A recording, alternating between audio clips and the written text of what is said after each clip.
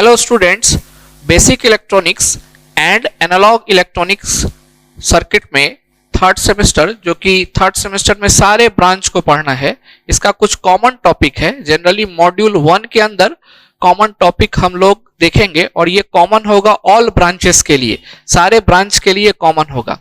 इससे पहले आपने देखा था कि सेपरेटली अलग अलग ब्रांचेस के लिए अलग अलग सिलेबस का इंट्रोडक्शन मैंने किया था और आपके ऐप के ऊपर ये इंट्रोडक्शन का पार्ट होगा। उस इंट्रोडक्शन को आप जरूर देखेंगे। एक ब्रीफ सिलेबस इंट्रोडक्शन मैंने वहां पे किया था। आज के सेशन में हम लोग यहाँ पे लेक्चर 1 स्टार्ट करेंगे और लेक्चर 1 में जो कि मॉड्यूल 1 का होगा हमारा, और ये मॉड्यूल 1 का लेक्चर 1 जो होगा ये कॉमन होगा ऑल ब्रांचेस के लिए, all branches of third semester engineering. तो चलिए हम लोग स्टार्ट करते हैं। सबसे पहले आज का जो टॉपिक ऑफ डिस्कशन होगा वो होगा सेमीकंडक्टर। व्हाट इज सेमीकंडक्टर, और सेमीकंडक्टर को हम किस तरह से एक्सप्लेन करेंगे, क्या क्या इसकी प्रॉपर्टीज होती है, what are the types of semiconductor, इसके एग्जांपल्स हम लोग देखेंगे। तो सबसे पहले आप लोगों को पता होगा कि हम लोग जनरली 3 सबस्ट्रांस के बारे में जानते हैं। एक सबस्ट्रांस को कंडक्टर बोलते हैं, दूसरे को इंसुलेटर और तीसरे को बोलते हैं सेमीकंडक्टर।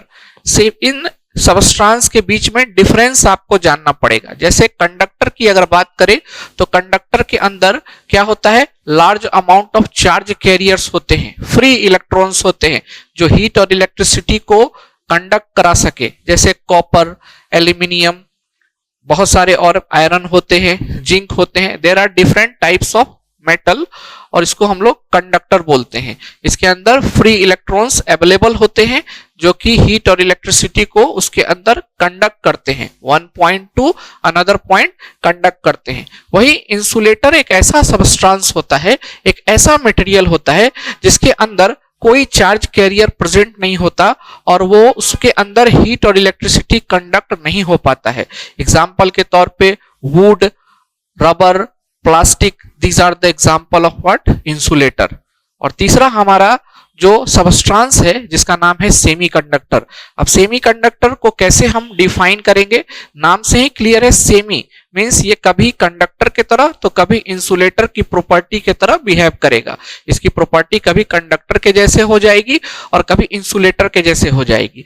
तो अगर हम प्रॉपर डिफिनेशन देना चाहें सेमीकंडक्टर का तो प्रॉपर डिफिनेशन सेमीकंडक्टर का हम दे सकते हैं कि सेमीकंडक्टर एक ऐसा सबस्ट्रांस है जिसका रेसिस्टिविटी, हम उसके इलेक्ट्रिकल प्रॉपर्टी से उसको एक्सप्लेन करने जा रहे हैं। आपको सेमीकंडक्टर के इलेक्ट्रिकल प्रॉपर्टी से हम एक्सप्लेन करने जा रहे हैं। तो इलेक्ट्रिकल प्रॉपर्टी क्या होगा, तो कंडक्टिविटी, रेसिस्टिविटी होगा उसका इलेक्ट्रिकल प्रॉपर्टी। तो रेसिस्टिविटी वर्ड यहां पे आ गया, तो पहले हम लोग डिफाइन कर लेते हैं, उसके बाद हम लोग उसको क्या करेंगे, एक्सप्लेन करेंगे। तो डिफिनेशन सेमीकंडक्टर का ये बोलता है कि सेमीकंडक्टर एक ऐसा मटेरियल होता है, एक ऐसा सबस्ट्रांस होता है जिसका property electrical property, for example resistivity conductor और इंसुलेटर के बीच लाई करे, कंडक्टर और इंसुलेटर के बीच लाई करे। क्या डिफिनेशन हो गया, एक बार और हम लोग देखते हैं। Semiconductor is a type of substance whose resistivity lies between conductor and insulator, जिसकी रेसिस्टिविटी कंडक्टर और इंसुलेटर के बीच लाई करे, जिसकी कंडक्टिविटी कंडक्टर और इंसुलेटर के बीच लाई करे, इसी को हम लोग सेमीकंडक्टर बोलते हैं। अब यहाँ पे एक क्वेश्चन अराइज होता है कि सर ये रेसिस्टिविटी क्या है। तो resistivity is a what characteristic of any material की कैरेक्टरिस्टिक होती है, मटेरियल का एबिलिटी होता है how it can resist the flow of electric current through it और flow of electric charge through it. Resistivity क्या होता है, रेसिस्टिविटी को कैसे डिफाइन करेंगे, it is the fundamental property of any material, due to which it measure how it can resist the flow of electric charge or electric current through it, इसी को resistivity बोलते हैं। और हम लोगों ने डिफिनेशन में रेसिस्टिविटी का यूज किया है। आप देखिए सेमीकंडक्टर का रेसिस्टिविटी 10⁻⁻⁴ से 0.5 ओम मीटर के बीच लाई होता है। Ohm metre is actually the unit of resistivity. आपने देखा है रेसिस्टिविटी के बारे में, आपने देखा होगा जब आपने रेसिस्टेंस का फॉर्मूला देखा होगा, आपने रेसिस्टेंस का फॉर्मूला एक देखा होगा। रेसिस्टेंस को हम लोग निकालते हैं, this is nothing but equal to rho L by A. किसी कंडक्टर के अंदर रेसिस्टेंस निकालना होता है तो ये फॉर्मूला हम लोग यूज करते हैं, जिसमें L is the length of conductor, A is the area of cross section of conductor and this rho is nothing but it is the resistivity. इसको कैसे डिफाइन करते हैं हम लोग? तो रेसिस्टिविटी किसी मटेरियल का फंडामेंटल प्रॉपर्टी होता है जो कि मेजर करता है, जिससे हम मेजर करते हैं कि ये कितना अपोजिशन प्रोड्यूस करेगा फ्लो ऑफ करंट और flow of charge. Flow of charge means what? Flow of current, ठीक है। तो ये रेसिस्टिविटी होता है। तो this is the basic definition of semiconductor. Semiconductor को इसी तरह डिफाइन किया जाता है। कुछ जगह पे आप देखेंगे कि डायरेक्टली लिख देता है कि semiconductor whose property lies between conductor and insulator. Property कहने का मतलब बहुत सारी प्रॉपर्टी हो जाती है, लेकिन आपको वहां मेंशन करना पड़ेगा इलेक्ट्रिकल प्रॉपर्टी। और इलेक्ट्रिकल प्रॉपर्टी क्या होता है? रेसिस्टिविटी और कंडक्टिविटी। इसलिए रेसिस्टिविटी वर्ड जोड़ना जरूरी है, ठीक है, क्योंकि अगर हम सीधा बोल देंगे whose property lies between conductor and insulator तो वहां पे क्वेश्चन अराइज होगा कौन सी प्रॉपर्टी? तो प्रॉपर्टी मींस इलेक्ट्रिकल प्रॉपर्टी, और इलेक्ट्रिकल प्रॉपर्टी में रेसिस्टिविटी आता है। चलिए, तो आई थिंक आपको डिफिनेशन यहां से क्लियर हो गया होगा सेमीकंडक्टर के बारे में। नेक्स्ट हम लोग देखते हैं कि सेमीकंडक्टर का कुछ एग्जांपल ले लेते हैं ताकि हमको यहाँ पे सेमीकंडक्टर फैमिलियर हो जाए कि अच्छा इसको सेमीकंडक्टर बोला जाता है। तो देयर आर मेनी मटेरियल, है ना, बहुत सारे मटेरियल सेमीकंडक्टर कहलाते हैं, सेमीकंडक्टर सबस्ट्रांस कहलाता है। उसमें से कुछ कॉमन मटेरियल का यूज हम लोग ज्यादा तौर पे करते हैं, जिसमें एग्जाम्पल के तौर पे जर्मेनियम है ना, जिसका हम लोग नोटेशन पीरियोडिक टेबल में Ge से डालते हैं, सिलिकॉन Si, सेलेनियम, ठीक है ना, Se and carbon C। These all are semiconductor substances, ठीक है। इस सेमीकंडक्टर सबस्ट्रांस के अलावा कुछ सेमीकंडक्टर कंपाउंड्स का भी हम लोग यूज करते हैं। There are some semiconductor compounds, जिसको मैंने यहाँ पे मेंशन नहीं किया है। कुछ सेमीकंडक्टर कंपाउंड्स आपको हम लोग सिंथेसाइज करते हैं, उसको हम लोग क्या करते हैं? सिंथेसाइज करते हैं लैब में या कहीं पे उसको हम लोग कंस्ट्रक्ट करते हैं। तो सेमीकंडक्टर कंपाउंड्स कौन कौन हो गए? तो पहला सेमीकंडक्टर कंपाउंड आप बता सकते हैं, सबसे common semiconductor compound is nothing but gallium arsenide. Gallium arsenide, ठीक है, ये gallium arsenide is a semiconductor compound. दूसरा सेमीकंडक्टर कंपाउंड हमारा इंडियम फॉस्फाइड। इंडियम फॉस्फाइड हमारा सेकेंड सेमीकंडक्टर कंपाउंड है। और आपको ये जानकारी होनी चाहिए कि लाइट इमिटिंग डायोड एलईडी, जिसका यूज हम लोग डे टू डे लाइफ में करते हैं, उसमें यही दोनों सेमीकंडक्टर कंपाउंड्स का यूज होता है। गैलियम आर्सेनाइड पहले यूज होता था, इंडियम फॉस्फाइड अभी हम लोग यूज करते हैं। इसके अलावा और भी सेमीकंडक्टर कंपाउंड्स हैं, जैसे हमारा गैलियम नाइट्राइड, गैलियम नाइट्राइड, ठीक है। और एक और सेमीकंडक्टर हम यूज करते हैं silicon carbide, silicon carbide. These are the semiconductor compounds. ये हमारे क्या हो गए? सेमीकंडक्टर कंपाउंड्स हो गए। ये हमारे सेमीकंडक्टर क्या हो गए? सबस्ट्रांस हो गए। These are semiconductor compound. इसको भी आप कहीं मेंशन कर लेंगे, सेमीकंडक्टर कंपाउंड्स, ठीक है। कौन कौन सा हो गया? Silicon carbide, gallium arsenide, indium phosphide, gallium nitride, ठीक है। गैलियम आर्सेनाइड और इंडियम फॉस्फाइड का यूज कहां करते हैं हम लोग? एलईडी जो बनाते हैं, एलईडी बनाने के लिए सेमीकंडक्टर कंपाउंड की जरूरत पड़ती है। इसमें इस दोनों का हम लोग क्या करते हैं? यूज करते हैं, ठीक है। चलिए, तो कुछ बातें हम लोग सेमीकंडक्टर सबस्ट्रांस के बारे में कर लेते हैं, है ना। इसके बारे में फिर कभी आगे कहीं पे देखा जाएगा। अभी हम लोग केवल और केवल सेमीकंडक्टर सबस्ट्रांस के बारे में कुछ बातों को यहाँ पे मेंशन करते हैं। तो सिलिकॉन और जर्मेनियम सबसे ज्यादा कॉमनली यूज्ड सेमीकंडक्टर सबस्ट्रांस है। और सिलिकॉन और जर्मेनियम का मैंने यहां पर एटॉमिक स्ट्रक्चर ड्रॉ किया है। This is the atomic structure of silicon atom and this is the atomic structure of germanium. ये जर्मेनियम का एटॉमिक स्ट्रक्चर है। बीच में आप न्यूक्लियस देखिए, एटॉमिक नंबर इसका 14 है, जर्मेनियम का एटॉमिक नंबर 32 है, और इसमें इलेक्ट्रॉन का डिस्ट्रीब्यूशन है अलोंग शेल।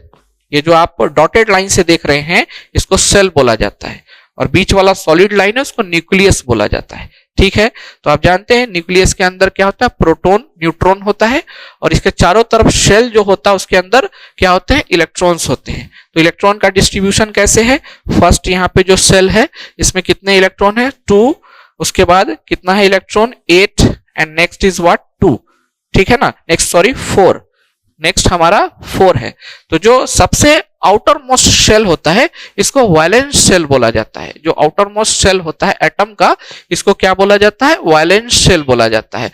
वैलेंस शेल जो होता है इसके अंदर जितने भी इलेक्ट्रॉन्स होते हैं उसको वैलेंस इलेक्ट्रॉन बोला जाता है। ये चीज तो आप केमिस्ट्री में पढ़े होंगे। उसी तरह आप यहां देखिए इसका एटॉमिक नंबर 32 है। इसका मतलब है कि इसके अंदर प्रोटॉन और न्यूट्रॉन की संख्या क्या होगी, 32 होगी।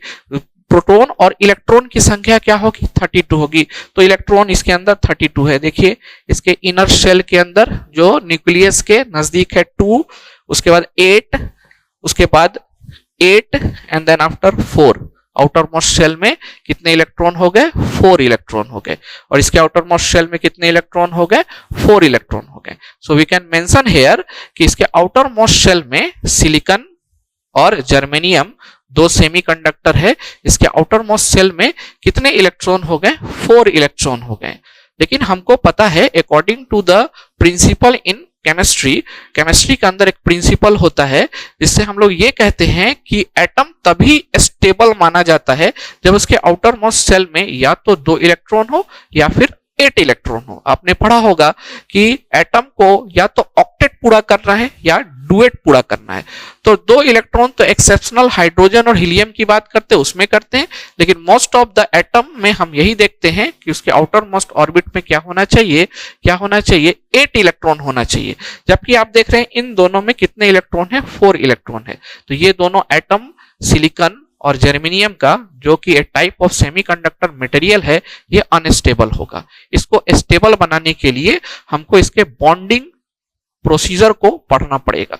हमको सेमीकंडक्टर के बॉन्डिंग स्ट्रक्चर के बारे में पढ़ना पड़ेगा, जिसका थोड़ा सा इंफॉर्मेशन हम लोग इसके बाद देखेंगे। तो this is about your semiconductor. ये सेमीकंडक्टर का एक इंट्रोडक्शन मैंने आपके सामने रखा है। ठीक है, आई थिंक आपको क्लियर हो गया होगा कि सेमीकंडक्टर क्या होता है। अब चलिए जस्ट इसके बाद हम लोग देखते हैं some properties of semiconductor. Semiconductor की कुछ प्रॉपर्टीज के बारे में जान लेते हैं, क्योंकि आगे हमको इसी सेमीकंडक्टर का यूज करना है। पूरा इलेक्ट्रॉनिक्स में सेमीकंडक्टर मटेरियल्स का यूज होता है इलेक्ट्रॉनिक डिवाइस और कंपोनेंट बनाने के लिए। आप आगे पढ़ेंगे पीएन जंक्शन डायोड, वो उसके अंदर क्या होता है, सेमीकंडक्टर मटेरियल होता है। सिलिकॉन और जर्मेनियम, ठीक है, इसी का यूज करते हैं। या फिर कोई सी कंपाउंड का यूज करेंगे, सेमीकंडक्टर कंपाउंड्स का यूज करेंगे किसी भी डिवाइस या कंपोनेंट को बनाने के लिए। तो चलते हम लोग पहले सेमीकंडक्टर के प्रॉपर्टी को एक्सप्लेन कर लेते हैं। What are the properties of semiconductor. तो पहला प्रॉपर्टी क्या है कि सेमीकंडक्टर का जो रेसिस्टिविटी होता है, रेसिस्टिविटी के बारे में मैंने बताया, ये क्या होता है, ये एबिलिटी होता है मटेरियल का, ये फंडामेंटल प्रॉपर्टी होता है जिससे ये मेजर करता है, जिसे हम मेजर कर सकते हैं कि how this material is resisting the flow of current across it और थ्रू इट। ठीक है, तो the resistivity of semiconductor is less than an insulator and more than conductor. ये बात को याद रखना है। आप देख रहे हैं ना, मैंने डिफिनेशन में ही बोला था कि इसकी जो प्रॉपर्टी होगी वो इंसुलेटर और कंडक्टर के बीच होगी। तो इंसुलेटर से क्या होगा, कम होगा, and more than conductor, conductor से क्या होगा, ज्यादा होगा इसका रेसिस्टिविटी। अगर कंडक्टिविटी की बात करें तो कंडक्टिविटी और रेसिस्टिविटी एक दूसरे का रेसिप्रोकल होता है, इनवर्स होता है। तो इस बात को हमको रिवर्स करना पड़ेगा। अगर हम बोले the conductivity of semiconductor is more than an insulator and less than conductor. ठीक है, इस बात का ध्यान रखेंगे। अगर रेसिस्टिविटी बोल रहे हैं तो semiconductor is less than an insulator and more than conductor, और कंडक्टिविटी अगर बोल रहे हैं तो ये हमारा क्या हो जाएगा, more than an insulator and less than conductor. कुछ बातें यहाँ पे नहीं लिखी हुई होगी, उसको आप ऊपर में लिख सकते हैं, मेंशन कर सकते हैं। यही सब बेसिक चीजें हैं जो कि आपको पूछा जाता है 1 मार्क्स क्वेश्चन में, objective question in competitive examination. यही सारे क्वेश्चन होते हैं, यही सब क्वेश्चन बेसिकली इंटरव्यूज में पूछा जाता है। आप बैठेंगे इंटरव्यू देने के लिए, ये छोटा छोटा चीज आपसे पूछेगा।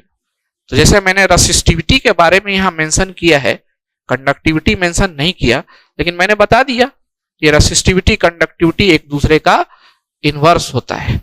तो आप कंडक्टिविटी को लिख सकते हैं, कहीं पे मेंशन कर सकते हैं। जरूरी नहीं है कि सारी बातों को हम बोर्ड पे लिखें, कुछ ऐसी बातें हैं जिसको आपको सुन के भी आपको लगे कि ये इंपॉर्टेंट है, तो उसको आप ऊपर में कहीं भी या नीचे कहीं भी जगह खाली हो छोटा सा लिख सकते हैं, स्टार मार्क लगा सकते हैं। ठीक है, चलिए, तो फर्स्ट प्रॉपर्टी आपने सेमीकंडक्टर का देख लिया। सेकेंड प्रॉपर्टी क्या कहता है कि सेमीकंडक्टर जो होता है, सेमीकंडक्टर मटेरियल, वो टेम्परेचर, उसका रेसिस्टेंस, अब यहां रेसिस्टिविटी नहीं आ रहा है, अब यहां रेसिस्टेंस आ रहा है। सेमीकंडक्टर का जो रेसिस्टेंस होता है वो टेम्परेचर डिपेंडेंट होता है। कंडक्टर का भी रेसिस्टेंस टेम्परेचर डिपेंडेंट होता है, इंसुलेटर का भी रेसिस्टेंस टेम्परेचर डिपेंडेंट होता है। ठीक है, तो कैसे टेम्परेचर डिपेंडेंट होता है, how it depend on the temperature, how semiconductor resistance is depending on temperature, how conductor resistance is depending on temperature. Resistance के बारे में जानते हैं, ये भी प्रॉपर्टी ऑफ मटेरियल है, due to which it restrict the flow of current. इसी को रेसिस्टेंस हम लोग बोलते हैं, कैपिटल आर से डिनोट करते हैं, और इसका यूनिट ओम होता है। ठीक है, और रेसिस्टेंस का अभी अभी मैंने किसी वायर के थ्रू कितना रेसिस्टेंस होगा उसका मैंने यहाँ पे फॉर्मूला भी लिखा, और ये रेसिस्टेंस है और ये रेसिस्टिविटी है। ठीक है ना, तो this is the property and this is the fundamental property, this is the property and this is the fundamental property. ठीक है, चलिए, तो कहता क्या है कि सेमीकंडक्टर में जैसे जैसे टेम्परेचर बढ़ाते जाएंगे वैसे वैसे उसका रेसिस्टेंस क्या होता जाएगा, डिक्रीज होता जाएगा। वैसे वैसे उसका रेसिस्टेंस क्या होता जाएगा, डिक्रीज होता जाएगा। As you increase the temperature, resistance will start decreasing, and if any material or any substance which follow this condition, that substance is known as negative temperature coefficient material, negative temperature coefficient of resistance। ठीक है ना, उसको हम लोग बोलते हैं। इसका मतलब है कि सेमीकंडक्टर क्या है, negative temperature coefficient of resistance है। इसके अंदर हम टेम्परेचर जैसे जैसे बाहर से इसको हीट करेंगे, इसके अंदर रेसिस्टेंस क्या होता जाएगा, डिक्रीज होता जाएगा। कहीं ना कहीं आप यहां से सोच सकते हैं कि किसी मटेरियल में रेसिस्टेंस डिक्रीज हो रहा है, इसका मतलब उसका कंडक्टेंस इंक्रीज हो रहा है। इसका मतलब है कि उसके अंदर चार्ज कैरियर की संख्या क्या हो रही है, बढ़ रही है, तभी तो उसमें कंडक्टेंस क्या हो रहा है, इंक्रीज हो रहा है। चार्ज फ्री हो रहा है उसके अंदर मूव करने के लिए, तभी उसका कंडक्टेंस क्या हो रहा है, बढ़ रहा है, रेसिस्टेंस उसका घट रहा है। ठीक है, तो इतना बात आपको जानना है कि all semiconductor materials are negative temperature coefficient of resistance, NTC, उसको एनटीसी बोलते हैं। जबकि कंडक्टर की बात करें तो कंडक्टर में आप टेम्परेचर बढ़ाएंगे तो रेसिस्टेंस भी बढ़ने लगता है, और इसको positive temperature coefficient of resistance बोला जाता है। ठीक है, तो इसको पीटीसी हम लोग बोलते हैं शॉर्ट में। अगर इंसुलेटर की बात करेंगे तो इंसुलेटर के बारे में ज्यादा हम लोग कुछ बोलते नहीं, क्योंकि उसके अंदर तो कंडक्टिविटी होती ही नहीं, कंडक्शन उसके अंदर होता ही नहीं है। खैर, इंसुलेटर को भी हम लोग एनटीसी बोल सकते हैं, इंसुलेटर को भी हम लोग एनटीसी बोल सकते हैं, लेकिन मेजर रूप से कंडक्टर को पीटीसी और सेमीकंडक्टर को एनटीसी बोला गया है। जैसे एग्जांपल के तौर पे अगर हम कोई जर्मेनियम सेमीकंडक्टर ले लेते हैं तो एट लो टेम्परेचर वो इंसुलेटर के तरह बिहेव करेगा, और जैसे हम टेम्परेचर बढ़ा के हाई टेम्परेचर कर देंगे वो एक कंडक्टर के तरह बिहेव करने लगेगा, एक गुड कंडक्टर के तरह बिहेव करने लगेगा। ठीक है, इसका मतलब है कि टेम्परेचर बढ़ाने पे उसका रेसिस्टेंस क्या हो रहा है, घट रहा है, तभी तो वो कंडक्टेंस उसका इंक्रीज हो रहा है, तभी तो वो कंडक्ट कर रहा है।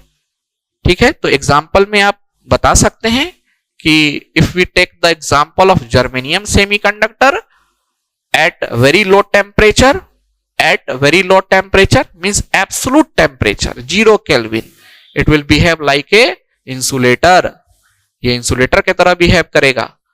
and if we increase the temperature at room temperature or more than the room temperature, it will behave like a good conductor, इसलिए सिलिकॉन को सेमीकंडक्टर बोला गया है। कभी ये कंडक्टर हो जाता है, कभी ये इंसुलेटर हो जाता है। ठीक है, इसकी रेसिस्टिविटी वेरी करती है। तो this is the second point you have to remember, इसको आपको याद करना पड़ेगा, है ना। एग्जाम में पूछता है कि एनटीसी सेमीकंडक्टर इज एनटीसी और पीटीसी और it is not depending upon temperature और none of this, you have to mark NTC, negative temperature coefficient. ठीक है, चलिए अब थर्ड हम एक पॉइंट को डिस्कस करते हैं। थर्ड पॉइंट क्या बोलता है कि अगर हम किसी सेमीकंडक्टर में किसी मेटल का इंप्यूरिटी डाल दे, सेमीकंडक्टर में मेटल का इंप्यूरिटी डाल दे, है ना।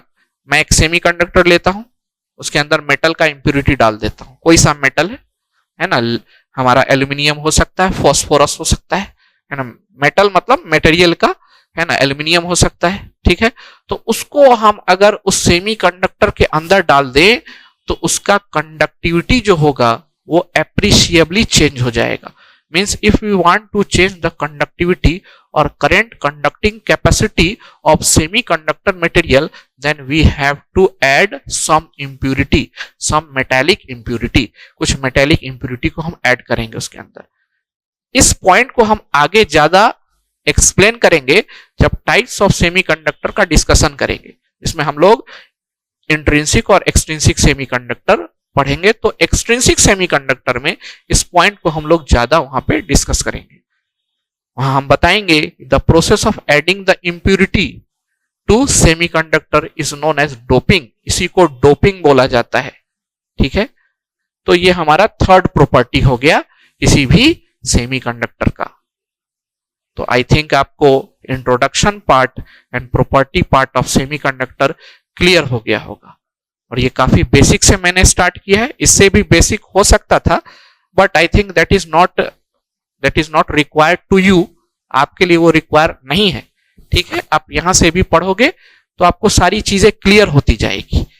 ठीक है ना, बाकी इससे पीछे हम लोग एटॉमिक स्ट्रक्चर की बात कर ले, या फिर हम इसके पीछे और भी हम इलेक्ट्रॉन और उसमें बहुत सारे प्रिंसिपल की बात कर ले, या इससे पहले हम एक टॉपिक ये डिस्कस कर ले कि इलेक्ट्रॉनिक्स क्या होता है ना। ये एक topic electronics, what is electronics, ये आपके लिए इंपॉर्टेंट है, ये एग्जाम के लिए इंपॉर्टेंट नहीं है, लेकिन डे टू डे लाइफ में कोई भी आपसे पूछ सकता है, specially for electronic student, ECE student, what is electronics.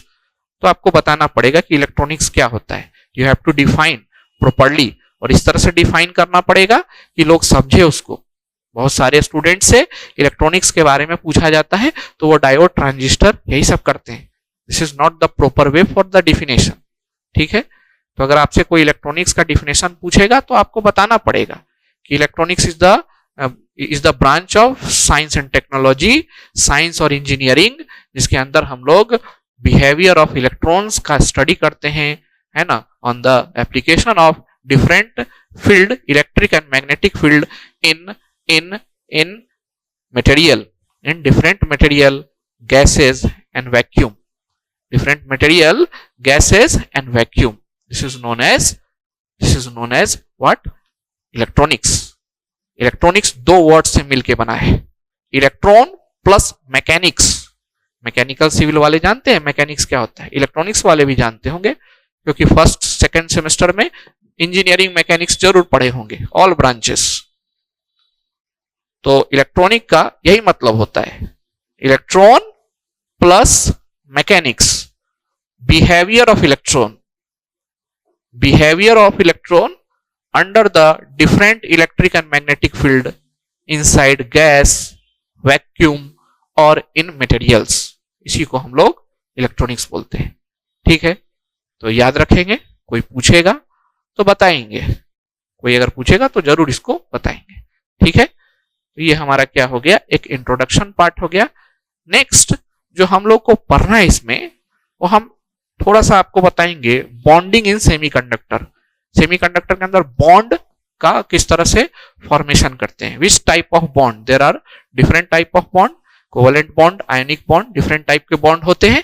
तो सेमीकंडक्टर के अंदर बॉन्ड क्या होता है और बॉन्डिंग की जरूरत क्या पड़ती है, एक एटम दूसरे एटम से बॉन्ड क्यों बनाता है ना। इसका कंसेप्ट मैंने ऑलरेडी थोड़ा सा आपको दे दिया। यहां से मैंने आपको बताया था जस्ट पहले कि वैलेंस शेल जो कि outermost shell of atom होता है, एटम का आउटर मोस्ट सेल होता है, इसके अंदर कितने इलेक्ट्रॉन होने चाहिए, 8 इलेक्ट्रॉन होने चाहिए, 8 इलेक्ट्रॉन, तभी वो एटम स्टेबल माना जाएगा। Otherwise it is unstable, it will not exist नहीं करेगा।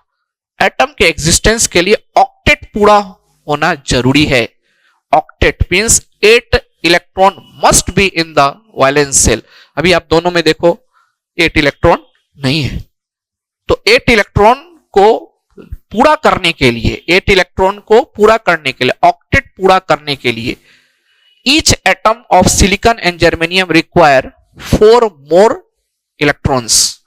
4 इलेक्ट्रॉन का इसको और जरूरत पड़ेगा, दोनों को सेपरेटली, इसको भी 4 और इसको भी 4। ठीक है, 8 इलेक्ट्रॉन पुराने के लिए। और इस तरह से वो इलेक्ट्रॉन ये इसको देना होगा कि इसका जो इलेक्ट्रॉन और जो इलेक्ट्रॉन ये बाहर से ले रहा है, दोनों का ये क्या हो, काउंट हो। म्यूचुअल शेयरिंग जिसको बोलते हैं। और जब भी म्यूचुअल शेयरिंग से कोई भी चीज शेयर होता है, इसको हम लोग कोवैलेंट बॉन्ड बोलते हैं इन टर्म ऑफ केमिस्ट्री। अगर 2 एटम अपने इलेक्ट्रॉन को म्यूचुअली शेयर करता है ना, तो उसको हम लोग क्या बोलते हैं, कोवैलेंट बॉन्डिंग। इसका मतलब ये है कि अगर हमको किसी पर्टिकुलर सिलिकॉन एटम के आउटर मोस्ट शेल में 4 इलेक्ट्रॉन है और अगर उसका ऑक्टेट पूरा कर रहा है, तो हमको उसको 4 इलेक्ट्रॉन बाहर से क्या करना होगा, शेयर कराना होगा। इसी को हम लोग बॉन्डिंग बोलते हैं। दैट वी विल स्टडी, हम लोग पढ़ेंगे next topic bonding of semiconductor में, और वहां आपको बताएंगे। ठीक है, ये क्या होता है। देन आफ्टर सेमीकंडक्टर का हम लोग डिफिनेशन देखेंगे as per energy band diagram. ये भी जरूरी है, देखना जरूरी है। वहां पे हम कंडक्टर और इंसुलेटर के बारे में भी आपको बताएंगे कि उसका एनर्जी बैंड डायग्राम किस तरह से हम लोग एक्सप्लेन करते हैं। तो ये एनर्जी बैंड डायग्राम जानना जरूरी है, क्योंकि इससे क्वेश्चंस पूछे जाते हैं। फर्दर एग्जाम में हो सकता है आपके एग्जाम में ना पूछे या पूछ भी सकता है, लेकिन एनर्जी बैंड डायग्राम का जो इंफॉर्मेशन होना चाहिए सारे स्टूडेंट्स को। ठीक है, चलिए तो इसको आप नोट करेंगे। This is the notes and the part which I told you to write somewhere. जो पार्ट मैं यहां मेंशन नहीं करूंगा, उसको हाईलाइट करूंगा इस लेक्चर के समय, उसको आपको कहीं नीचे ऊपर नोट कर लेना है जहां पे जगह हो। जैसा कि मैंने यहां पे आपको बताया था कि रेसिस्टिविटी की जगह कंडक्टिविटी अगर डालोगे तो इस बात को रिवर्स करना पड़ेगा। ठीक है, सो नोट इट डाउन, इसको नोट कीजिए। ठीक है, ये हमारा छोटा सा लेक्चर था, इंट्रोडक्शन लेक्चर। ठीक है, नेक्स्ट हम लोग लेक्चर जब देखेंगे उसमें बॉन्डिंग इन सेमीकंडक्टर को क्या करेंगे, एक्सप्लेन करेंगे। ठीक है, थैंक यू।